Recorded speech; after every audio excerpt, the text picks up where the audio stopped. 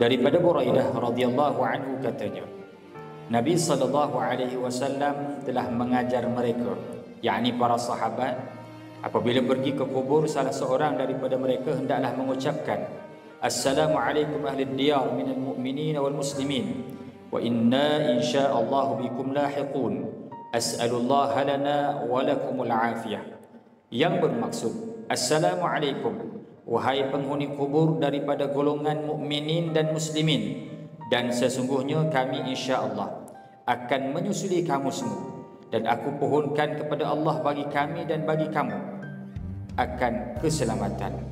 Hadis riwayat Muslim. Pengajaran hadis: orang yang mempunyai ilmu dituntut menyampaikan ilmunya kepada orang lain.